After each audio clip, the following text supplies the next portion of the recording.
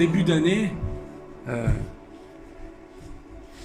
plusieurs, je ne sais pas si c'est le cas pour vous, plusieurs renouvellent leurs dispositions pour prendre de nouvelles résolutions. Quels sont ceux qui ont fait ça cette année? Ok. Voilà. Il y en a qui le font, mais pas vous. Pas moi non plus, cela dit. Parce que, très souvent, honnêtement, ça ne sert pas à grand-chose parce que ça ne dure pas longtemps, n'est-ce pas? Je pense plutôt qu'il est préférable de prendre conscience d'une chose extraordinaire que nous connaissons pour la plupart d'entre nous. Ça serait bien pour cette année. Que nous prenions conscience de quelque chose que nous avons, que nous connaissons. Nous devons prendre conscience que notre nouvel état, je ne parle pas de l'état de la France, notre état personnel, l'état en tant que peuple de Dieu, nous sommes une nouvelle création. Amen. On va lire ce texte.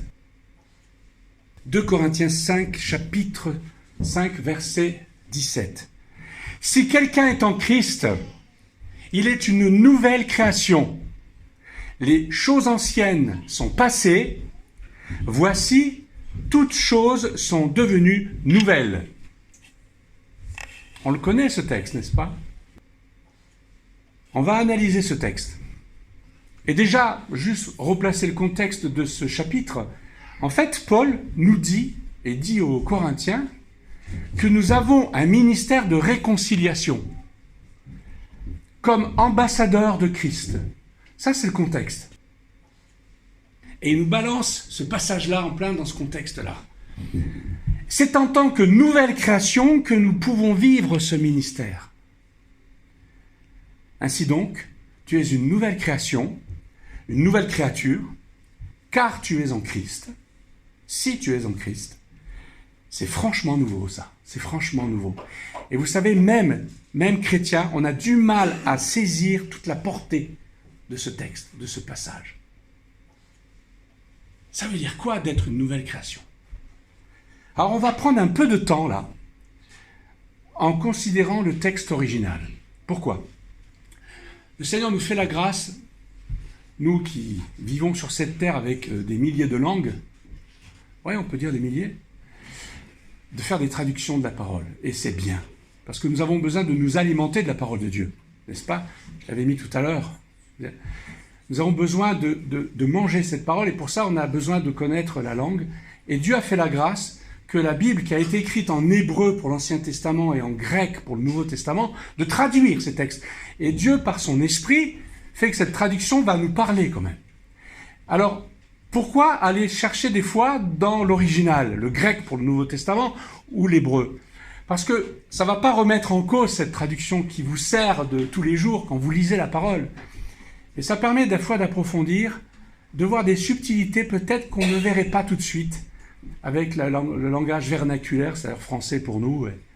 Donc c'est toujours bon d'étudier la parole et quand on le peut, de le voir avec la langue originale, ce qu'on va un peu faire aujourd'hui, ce qui est un peu particulier, ce que je fais souvent quand je prépare mes messages, mais là j'avais envie de partager avec vous ce type de travail qui permet de bien saisir le texte. Et ça permet de prendre du temps finalement avec ce texte.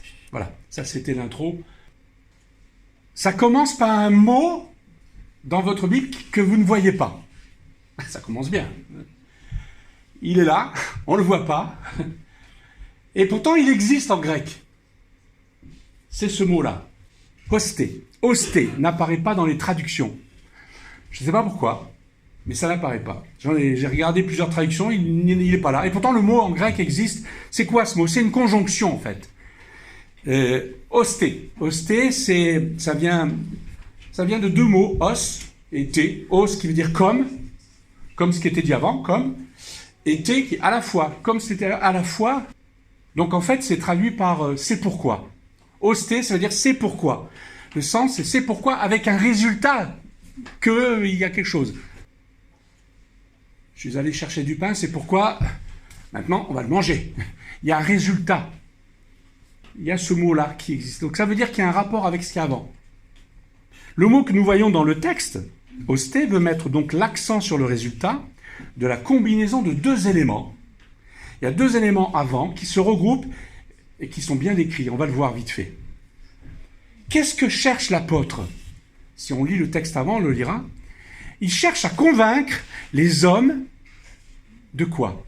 Et en cherchant à convaincre les hommes, il nous dit, Paul, qu'il est pressé par l'amour de Christ. Alors qu'est-ce qu'il cherche, Paul? Il y a deux éléments là. Le premier, il cherche à convaincre que Christ est mort pour tous les hommes. Christ est mort pour tous les hommes. Et le deuxième élément, le fait aussi que les hommes doivent vivre pour Christ et non plus pour eux-mêmes. Voilà deux éléments. On retrouve ça dans ce passage-là, le fait que Christ est mort pour les hommes et aussi le fait que les hommes doivent vivre pour lui et non plus pour eux-mêmes. Deux éléments qui sont avant ce texte-là. Car l'amour de Christ nous presse, parce que nous estimons que si un seul est mort pour tous, tous donc sont morts. C'est ce que Paul dit.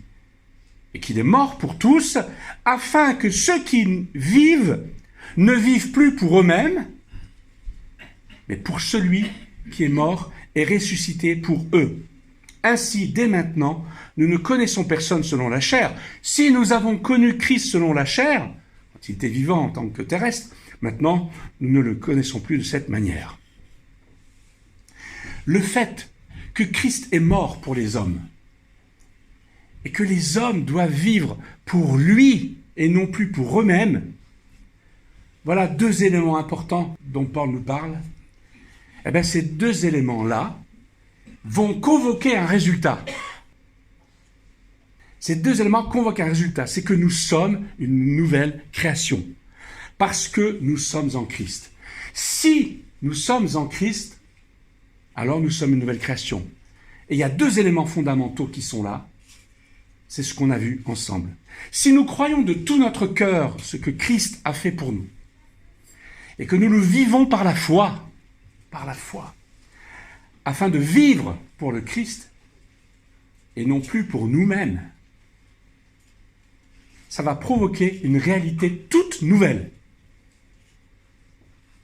Toute nouvelle. Paul dit même que c'est une création. C'est quelque chose qui est autre. Créé à partir de rien. En hébreu, ça serait le mot bara.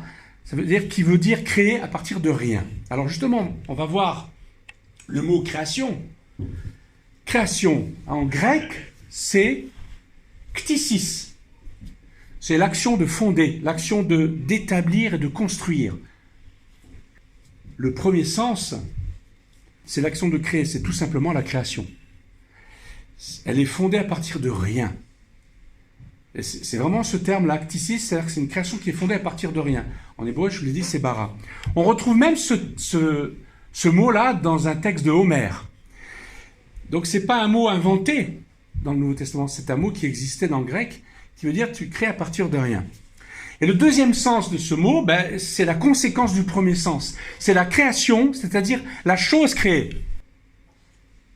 Alors, ça concerne des choses individuelles, une créature, une création, toute chose créée, quoi.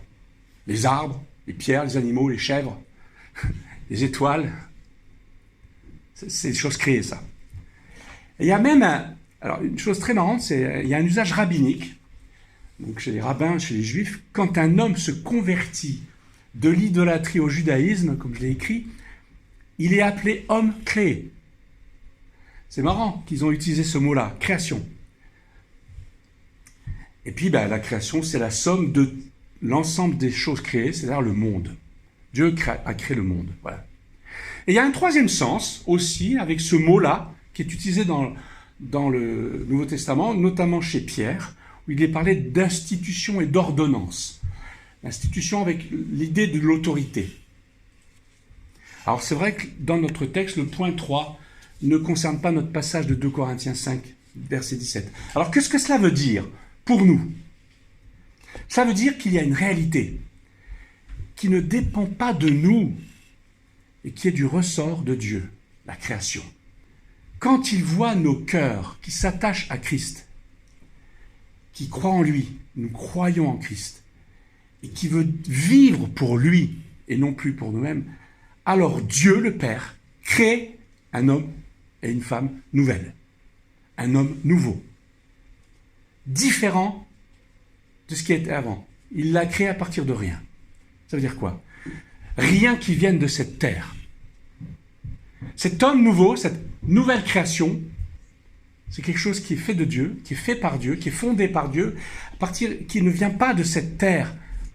Le mystère, c'est que cet élan que nous avons pour le Christ vient aussi de Dieu. Comme il a dit, personne ne vient au Père si ce n'est par moi, et personne ne vient à moi si le Père ne mène vers moi, et je le révélerai. C'est ce que Christ dit.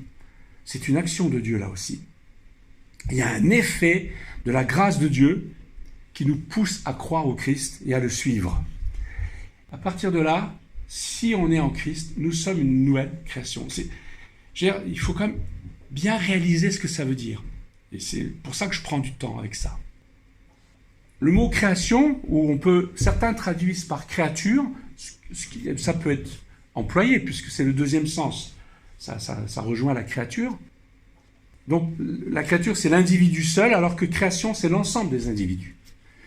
Donc c'est le mot création. Alors, autre mot qui est utilisé, les choses anciennes. Les choses anciennes. Ta archeia, en grec. Ça veut dire qu'elle a été depuis le commencement. Il prend le sens d'originel, de primitif, d'ancien. Voyez ? Et ce mot est utilisé pour les hommes, il est utilisé pour les choses, et il est utilisé aussi pour les temps, le temps, pour des conditions. Donc c'est un mot qu'on utilise en fonction du contexte pour plein de domaines. Et il y a un autre mot en grec qui existe, c'est palaios. Et palaios, en fait, lui, c'est ancien, mais vraiment avec l'idée dominante du temps. C'est vieux, c'est le temps. Voyez. Alors que ce mot, archaïos, ça porte souvent en elle une suggestion de nature, la nature des choses anciennes, le caractère original. Donc, dans ce texte-là, ta archaïa, ça veut dire donc l'état moral antérieur de l'homme, l'état de la nature de l'homme, son état moral, sa nature, sa vieille nature, si vous voulez. Les choses anciennes sont passées. Cet état moral qu'avait l'homme est passé. Sa vie, cette nature qu'il a depuis la nuit des temps, c'est passé. Passé, c'est quoi passé? C'est un autre mot. Parechomai, c'est passé au-delà, passé près. Vous voyez, ça passe, c'est un mouvement. Alors, il peut s'agir de personnes qui avancent et qui passent par là. Il est passé. C'est un mot qu'on utilise en grec comme ça. Ça concerne aussi le temps qui passe, mais avec une idée d'un acte qui continue pendant un certain temps. Dans un texte de l'Ancien Testament, il est dit des fois « l'heure est avancée ». L'heure est passée, c'est ce mot-là. Et il y a un troisième sens, avec ce mot-là, plutôt métaphorique, c'est l'idée de disparaître, l'idée de périr, passer. Matthieu 24, chapitre 24, verset 35, il dit « Le ciel et la terre passeront, mais mes paroles ne passeront pas. » C'est bien parechomai. Et là, c'est vraiment l'idée de disparaître, de périr. C'est à ce sens-là. C'est aussi passer par-dessus, négliger, omettre, il est passé. Et même venir près, arriver, quoi. Mais ici, dans notre texte, c'est le sens métaphorique qui s'applique. Parce que les autres sens de ce mot, dont je viens de vous expliquer, ne peuvent pas être appliqués à cette phrase, puisque ça n'est pas vraiment compréhensible. Donc, disparaître, détruire. Voici. Alors, pourquoi je m'attarde avec ce mot « voici » ? Mais c'est intéressant, ce petit mot « voici ». C'est une particule démonstrative. « Voici », oui, c'est traduit par « voici ». C'est pas faux, c'est tout à fait ça. Mais il y a une idée derrière dans « voici ». C'est ce qui attire particulièrement l'attention sur ce qui en découle. Idou, c'est le mot grec, est utilisé lorsqu'à la fin d'un récit, quelque chose de nouveau est introduit. Le idou simple, c'est l'exclamation de quelqu'un qui montre quelque chose et veut attirer l'attention. Vous savez, dans Marc 4, 3, quand il est dit « Écoutez, un semeur sorti pour semer, etc. » C'est pas le « écouter », c'est « idou, voici ». Idou, c'est ça, c'est une idée de voici, mais attention, j'aimerais te dire quelque chose, prête attention à ce que je veux te dire. Toute chose. Voici toute chose. Toute chose, en fait, n'existe pas dans le grec. C'est pas un mot qui existe dans l'original. Mais en fait, le verbe qui est juste après renvoie à l'autre mot qui est derrière. Nouvelle. Donc toute chose n'existe pas, mais le verbe qui est juste après est en plus conjugué au singulier. Alors là, on n'y comprend plus rien. Les nouvelles, c'est au pluriel, tu le conjugues au singulier. Alors, ça se fait pas en français. Tu fais ça, t'as -2 sur ta copie. Hein. Mais en grec, oui. Dans quel cas? Lorsque le sujet est neutre et représente généralement des objets impersonnels qui incluent aussi des animaux, alors le verbe est au singulier parce qu'il considère le sujet au pluriel comme un tout collectif. C'est un tout collectif, donc un tout, c'est singulier. Alors, quand le verbe est conjugué au singulier, je m'arrêterai au niveau de la grammaire, mais c'est que l'auteur veut souligner quelque chose de particulier. Il veut dire simplement, il veut souligner l'individualité de chaque objet. La traduction donc serait la suivante.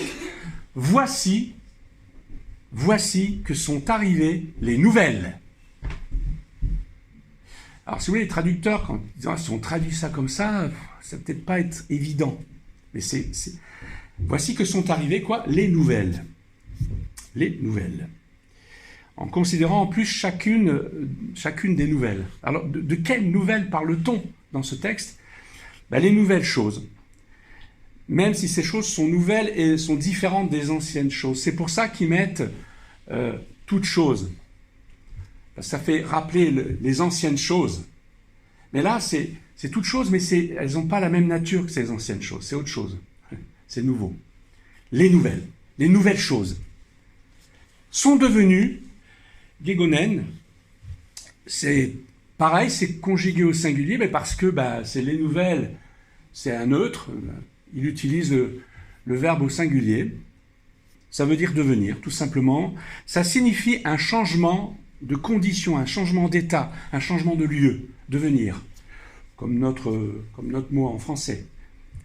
Mais il y a aussi l'idée de surgir, d'apparaître dans l'histoire. Devenir, par exemple, entrer dans l'existence, commencer à être. Alors on pourrait traduire ainsi, voici, tout apparaît et a changé d'état. Tout, c'est les nouvelles. Toute chose apparaît et a changé d'état. Dernier mot, nouvelle. Nouvelle, kainos en grec, ça mentionne quelque chose de nouveau en qualité. Maintenant, je vous ai bombardé de définitions de mots grecs, d'expressions, de sens, mais j'ai envie de reprendre ce passage en tenant compte de notre analyse. Alors, c'est pas parfait, mais ça permet de mieux saisir le sens de ce passage dans son contexte. Et je vais vous le retraduire avec tout ce que je vous ai dit là. Donc, ce qui est en accolade, ça correspond à ce que j'ai écrit là. Je le donne avec un peu plus de relation. Chers frères et sœurs, c'est pas dans le texte bien sûr, mais c'est comme si Paul disait, chers frères et sœurs, puisque le Christ est mort pour tous les hommes, donc ça nous rappelle ce qu'on avait dit avant, là, ce qu'il y a dans le texte avant, c'est le fameux « c'est pourquoi ». Puisque le Christ est mort pour tous les hommes, et donc vous aussi, vous êtes morts, afin que, comme je vous l'ai déjà dit précédemment, vos péchés soient pardonnés et que justice soit rendue devant Dieu pour vous. Ainsi, il est mort pour tous les hommes, afin qu'ils vivent pour lui et non plus pour eux-mêmes. Puisque Christ a accompli tout cela pour les hommes, et s'ils croient en Christ et vivent pour lui, ils manifesteront qu'ils sont en Christ. Alors, je vous le dis, l'homme et la femme, dans ce cas, est une nouvelle création. C'est quelque chose de nouveau, qui n'a rien à voir avec ce qui a existé pour vous et que vous vivez avant d'être en Christ. C'est un acte de création de Dieu. Les choses anciennes sont passées. L'état moral antérieur de l'homme est passé, c'est-à-dire il a péri. Je veux vraiment attirer votre attention sur ceci. Tout devient nouveau pour vous. C'est un changement de condition et d'état. Cela a commencé et continuera. Cela est effectif depuis le début, mais vous allez entrer dans ce nouvel état. Votre vie en Christ va devenir de plus en plus réelle dans cette vie sur terre. J'avais oublié de préciser que va devenir, c'est conjugal imparfait, c'est-à-dire que ça a commencé, mais ça se poursuit. Le verbe veut dire ça. C'est pas un truc qui a été fait, c'est fini, quoi. Voilà. C'est quelque chose qui a commencé, mais c'est continu. C'est l'idée de ce verbe. Ça veut dire que voilà, c'est effectif depuis le début, mais vous allez entrer dans ce nouvel état de création. Voilà un défi pour nous en 2024. C'est un défi, être une nouvelle création. Vous allez me dire, mais attends, c'est pas nouveau, on l'a déjà vécu, oui, bien sûr. Mais c'est un défi parce que être une nouvelle création, devenir, toute chose devienne nouvelle pour nous, c'est quelque chose qui est en route, qui a commencé dès qu'on est en Christ. Et quand nous sommes en Christ, c'est ce que nous sommes, c'est ce que nous vivons. Alors on va essayer de faire le tour de cette question-là. Que signifie pour nous ce passage de 2 Corinthiens 5, verset 17 ? Nous allons l'aborder avec d'autres encouragements et enseignements que nous retrouvons dans les Saintes Écritures et qui parlent de ces choses-là. Et la première chose que j'aimerais entretenir, c'est juste faire un rapprochement que Paul a fait. C'est l'ancien, le nouvel Adam. Très rapidement, bien sûr. Ça mérite tout un développement. Je vais vous parler de l'ancien et du nouvel Adam. Auparavant, comme Paul nous l'a enseigné, nous étions en Adam. C'est ce qu'il dit. Avec tout ce que cela signifiait d'être en Adam. À savoir, révolte, désobéissance, colère, violence, impureté, orgueil. C'est la matière d'Adam, qu'on a hérité d'Adam. On a hérité de lui, on a vécu avec ces mêmes travers, comme lui. Alors, je ne dis pas qu'Adam avait tous ses travers, mais tout ce qu'il nous a communiqué fait qu'on a tous ces travers dans le monde. Cette nature-là d'Adam, on l'a. Et ça nous a vraiment marqué. Cette nature nous a marqué. Plus peut-être qu'on le pense vraiment. On le sait. Mais ça nous a marqué tellement qu'il a fallu que quelque chose se passe pour que ça change. Et ce quelque chose qui se passe, c'est la nouvelle création. Il a fallu qu'il y ait une nouvelle création pour que cette vieille nature d'Adam qui est en nous périsse, disparaisse. Tous les hommes ont été atteints par ça. C'est pourquoi, comme par un seul homme le péché est entré dans le monde, et par le péché la mort, et qu'ainsi la mort s'est étendue sur tous les hommes parce que tous ont péché. Si vous voulez, c'est le verdict de Dieu sur l'humanité. Sur nous aussi, là, qui sommes là. Seulement, il y a un nouvel Adam, dit Paul, il y a un nouvel Adam. C'est l'homme parfait qui a combattu et rendu à l'impuissance le péché. Mais s'il a combattu, comment se fait-il que je pêche encore ? Parce que ça, c'est la question que je suppose que vous vous êtes déjà posée. Il l'a vaincu. Alors, qui dit vrai là ? Ce que tu vis ou ce que Dieu dit ? Ce nouvel Adam, c'est Christ. Mais maintenant, Christ est ressuscité des morts. Alors, il a quand même connu la mort, le Christ. Mais il est ressuscité des morts. Il est les prémices de ceux qui sont morts. Car puisque la mort est venue par un homme, c'est aussi par un homme qu'est venue la résurrection des morts. Et comme tous meurent en Adam, de même aussi tous revivront en Christ. Et nous sommes en Christ, nous chrétiens.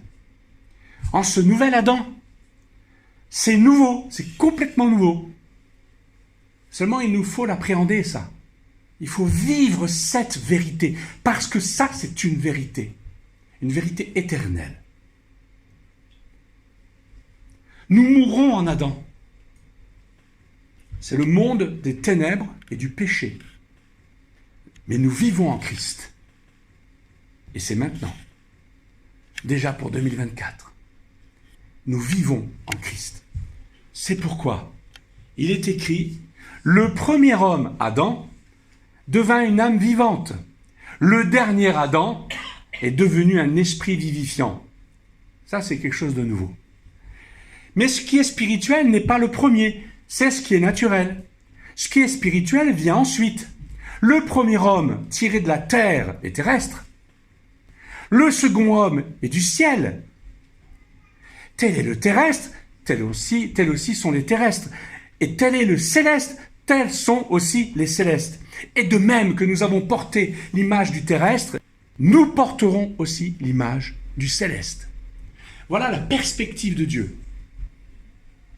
Mais quand il dit « nous porterons », ça a déjà commencé. Ça a déjà commencé, c'est ce que nous avons lu. Si quelqu'un est en Christ, il est une nouvelle création.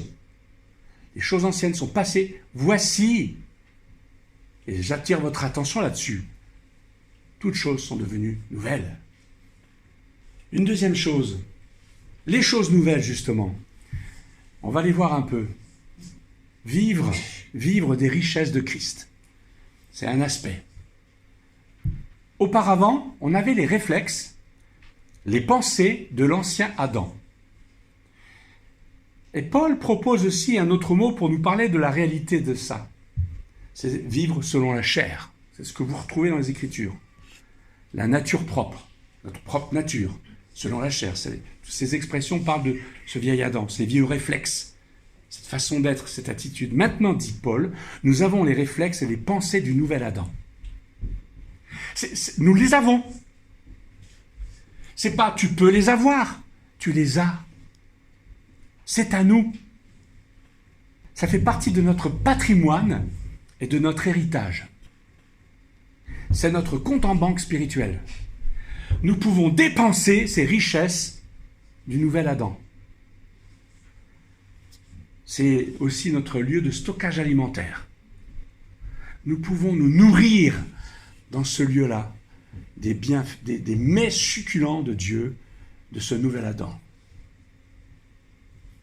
Et c'est pour ça qu'il est dit que l'homme ne vivra pas de pain seulement. Du pain seulement, il faut quand même vivre de pain. Sinon on a un problème au bout de quelques jours. Hein. Mais l'homme ne vivra pas de pain seulement, mais de toute parole qui sort de la bouche de Dieu. C'est une nourriture réelle. Même Jésus, lorsqu'on voit ça dans l'évangile de Jean, lorsque les disciples ont été cherchés à manger, après ils reviennent, il parlait avec la femme samaritaine, il a dit, mais j'ai une nourriture. Et ils ont dit, mais t'as déjà mangé ? Non, j'ai une nourriture. C'est cette nourriture-là. Vous savez que cette nourriture-là, qu'on dit spirituelle, elle nourrit notre esprit, mais notre âme, mais notre corps ressent les bienfaits et les vitamines de cette nourriture-là. Et si on ne le fait pas, le corps aussi le ressent. D'abord l'esprit, l'âme, mais le corps aussi. Alors il nous faut marcher en nouveauté de vie, car toutes choses sont nouvelles en Christ. Toutes choses sont nouvelles en Christ. On a peut-être du mal à comprendre ça. Et je vais très rapidement expliquer pourquoi on a du mal. Tout est nouveau en Christ. Tout est nouveau en Christ parce que Christ est la vie. Christ est la vie, il n'est pas la mort. L'ancien Adam nous a amenés à la mort. Mais le nouvel Adam nous amène à la vie. Celui qui croit en moi, des fleuves d'eau vive couleront en son sein. Le Christ, qu'est-ce qu'il donne ? Le Christ, c'est la vie. Si tu ne vis pas ça, c'est pas le Christ. L'ancien Adam t'amène à la mort. Le péché nous amène à la mort. Et ce que tu vis, t'es malheureux, ça va pas bien, t'as pas la paix, t'es pas... C'est le chemin de la mort, ça. Parce que tu es dans un état de péché, et le Seigneur a tout pourvu pour que tu ne restes pas là-dedans. Il a tout pourvu, pas pour après, mais maintenant. Car si quelqu'un est en Christ, il est une nouvelle création. Voici, toutes choses sont passées. Sont passées sans, je ne l'ai pas dit, mais c'est en aoriste. C'est un verbe aoriste, ça veut dire ça a été fait, c'est fait. C'est terminé. C'est pas comme l'autre verbe, qui est comme un passé composé, c'est-à-dire qui ça a commencé et puis ça continue. Là, non, c'est passé, c'est fini. Parfois, c'est vrai que le mot aoriste peut être utilisé pour dire qu'il y a une répétition. Mais dans ce texte-là, il n'y en a pas de répétition. Ça a été fait, c'est passé. Alors, comment se fait-il Si tu me dis que les choses anciennes sont passées, comment se fait-il que je les vois quand même arriver dans ma vie? Mais comment se fait-il, moi je te réponds, que cette nouvelle création, tu ne la vois pas arriver dans ta vie? Voyez? Tu es une nouvelle création. Si tu es en Christ. Si tu es en Christ, tu es une nouvelle création. Création vraiment nouvelle, hein. Ça vient de Dieu. Ça veut dire quoi, ça? Ça veut dire que tu as, comme je l'ai dit, tu as un nouveau patrimoine, tu as un nouvel héritage, un compte en banque spécial. Tu peux puiser en Christ. Tu es une nouvelle création. Tu es un homme nouveau, une femme nouvelle. Ok, tu as l'ancien qui est encore là. Parce que notre corps, que je sache, n'est pas ressuscité. Donc on a encore ce problème. On a un boulet là.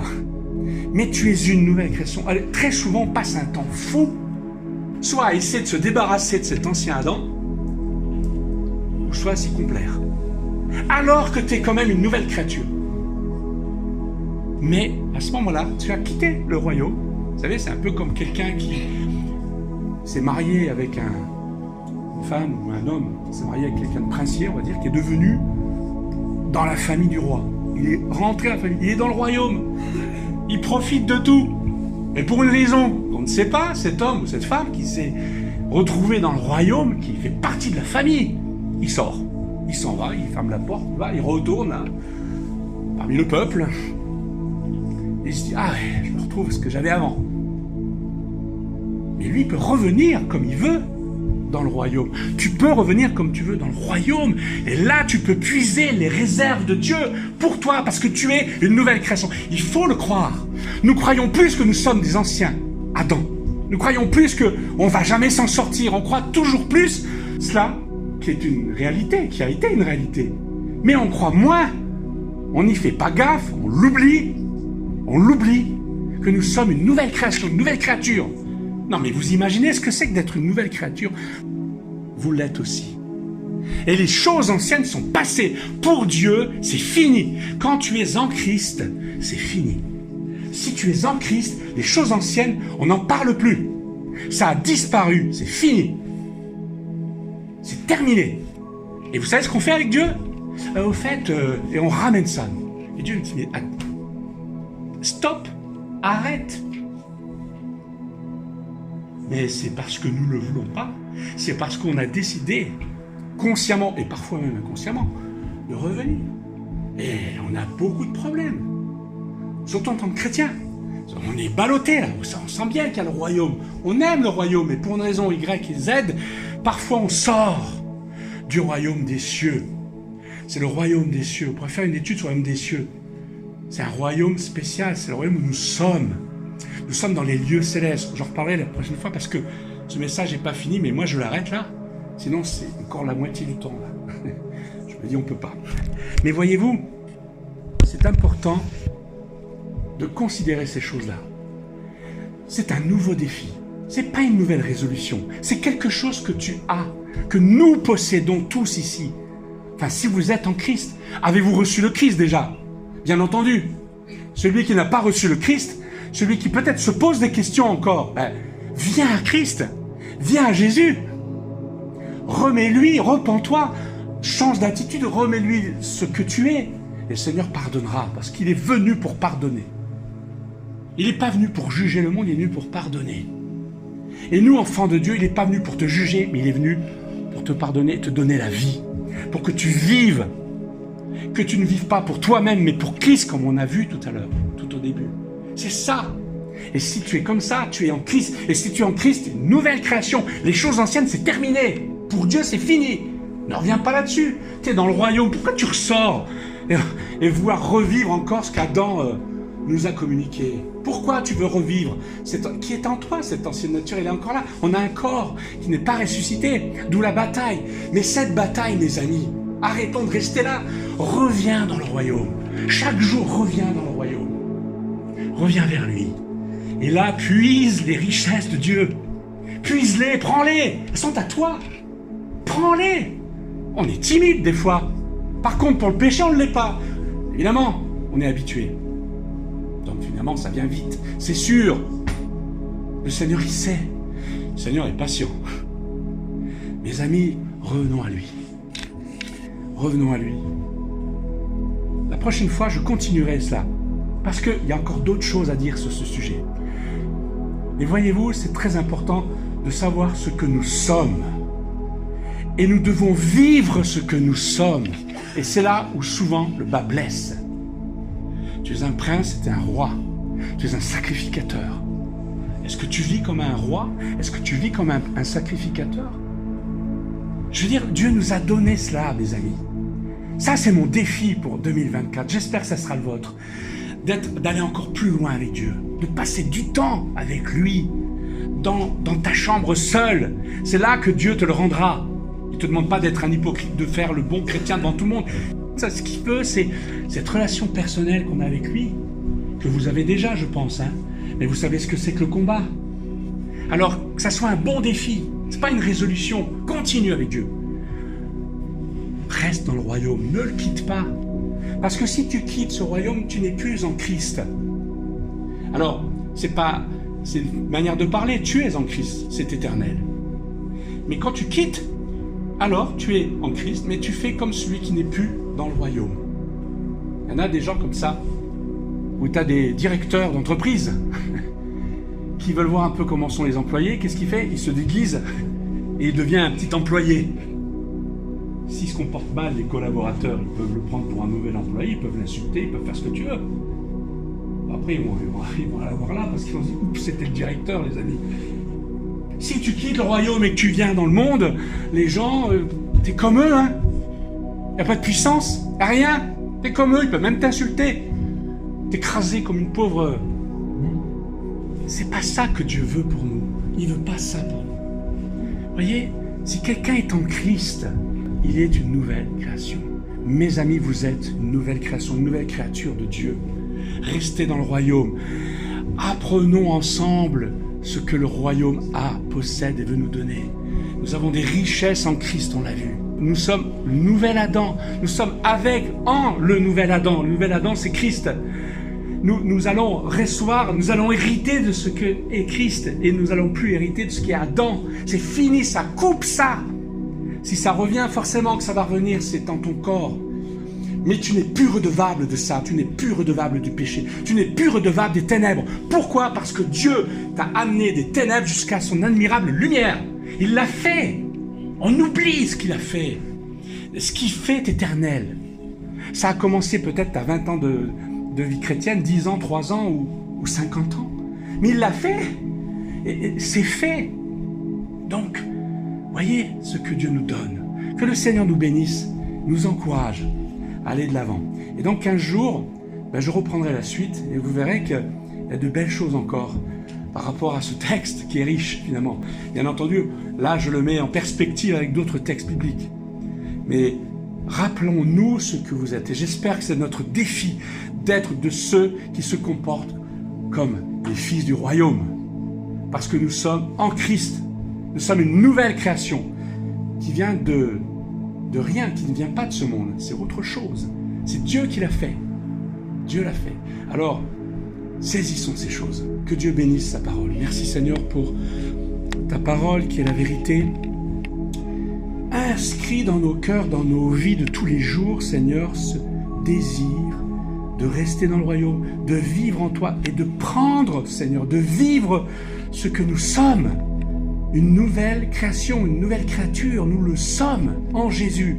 Béni soit ton nom parce que tu nous as donné des richesses énormes, des puissances énormes, que nous ne saisissons pas, que nous abandonnons parfois. Seigneur, nous voulons revenir à toi, nous humilier devant ta face, Seigneur.